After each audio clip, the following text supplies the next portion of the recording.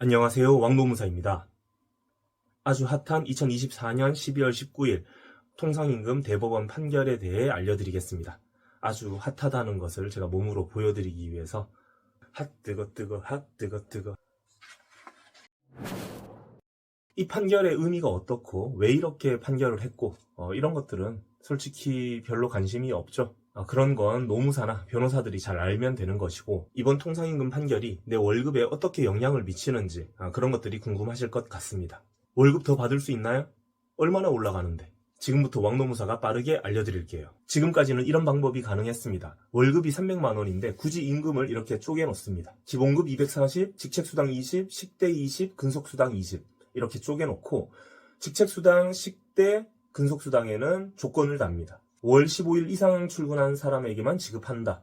이게 꼭 15일일 필요는 없고요. 50%, 70%, 16일, 17일 상관없습니다. 조건이 달려있다는 것이 중요한 거고요. 솔직히 주 5일 근무자의 경우 한 달에 15일 미만 출근한다는 것은 병가나 휴직을 하지 않는 이상 거의 그런 일은 없죠. 그럼에도 불구하고 기존 판례와 고용노동부 행정해석은 어쨌든 조건이 달려있으니까 이것들은 통상임금에서 뺀다 이겁니다. 많이 이상한 해석이었죠. 이렇게 되면 이 노동자의 시급은 300만 원 기준이 아니라 240만 원 기준으로 해서 209시간으로 나눠서 11,483원이 됩니다.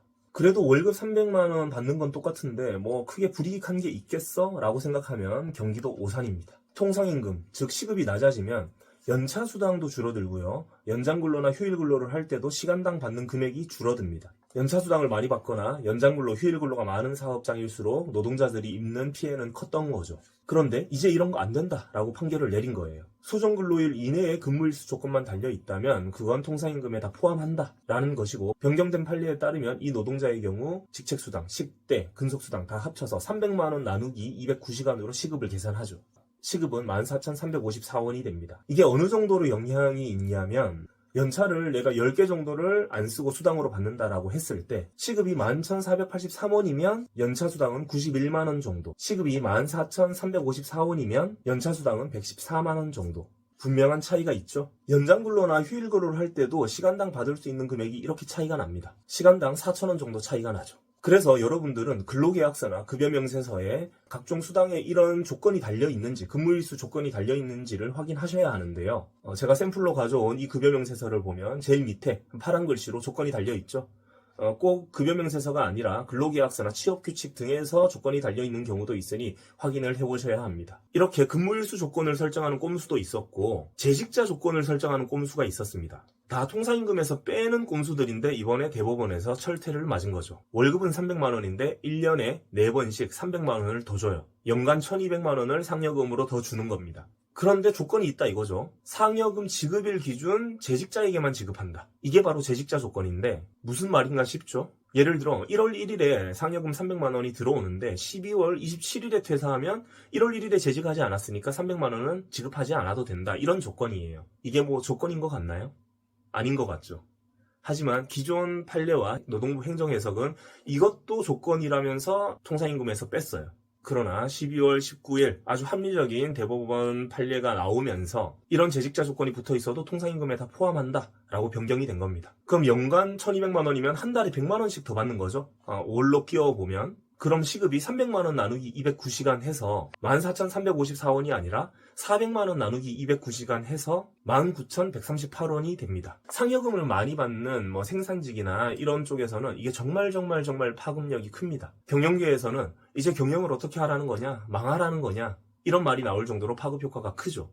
물론 제가 경영계의 입장을 지지하거나 동의하지는 않습니다. 그 정도로 파급력이 큰 판결이었다는 것을 말씀드리는 거고요. 자, 그럼 이제 근무일수 조건도 있고 재직자 조건도 있는 사례를 한번 보도록 하겠습니다. 기존 판례와 고용노동부 해석에 따르면 근무일수 조건이 있는 식대와 근속수당은 통상임금에서 빠지죠. 상여금도 재직자 조건이 있으니까 빠집니다. 연장수당은 본래 통상임금 계산할 땐 빠지고요. 그럼 통상임금 계산은 이 기본급으로만 하게 됩니다. 206만 740원을 209시간으로 나눠서 통상임금은 9,860원이 됩니다. 최저임금으로 세팅한 거죠. 많은 생산직 공장에서 이런 식으로 합니다. 그리고 고정연장근로수당을 넣어놓는데 일주 최대한도 12시간을 고정연장근로로 넣어놓는 겁니다.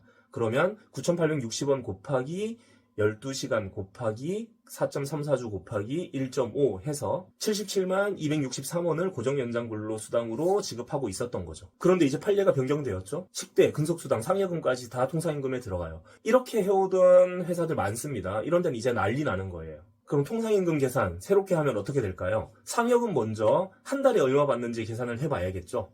연간 이만큼 받으니까 한 달로 환산해 보면 206만 740원 곱하기 4회 나누기 12달 68만 6,913원입니다. 그럼 기본급 206만 740원, 칙대 20만원, 근속수당 20만원, 월 상여금 68만 6,913원을 더해서 209시간으로 나누면 시급은 15,539원이 됩니다.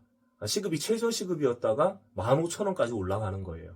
이거 엄청나게 차이가 나는 겁니다. 시급이 거의 5,000원 정도 차이가 나는 거고 이제 고정연장근로수당도 다시 계산해야 되죠. 변경된 판례에 따른 시급으로 계산을 하면 15,539원 곱하기 12시간 곱하기 4.34주 곱하기 1.5 121만 3,907원이 됩니다. 여기에서 기존에 받던 77만 263원을 빼보면 약 44만 3천원 정도를 매달 더 받을 수 있는 거예요. 그냥 가만히 있어도 월급이 44만원 정도가 더 오르는 겁니다. 연차수당을 받을 때도 당연히 시급이 올랐으니까 달라지겠죠. 11분을 내가 안 쓰고 받았다라고 했을 때 이렇게 차이가 납니다.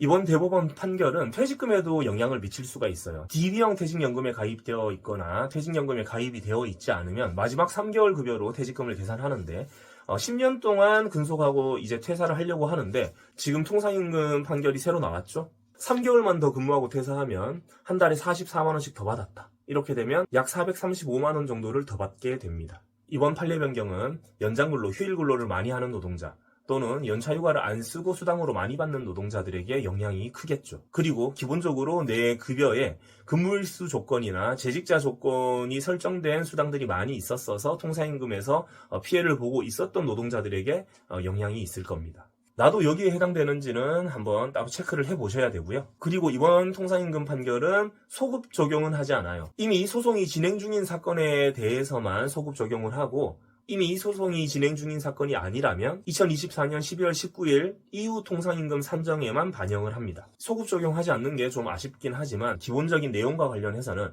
아주 너무나도 합리적인 대법원 판결이 나왔다고 생각합니다.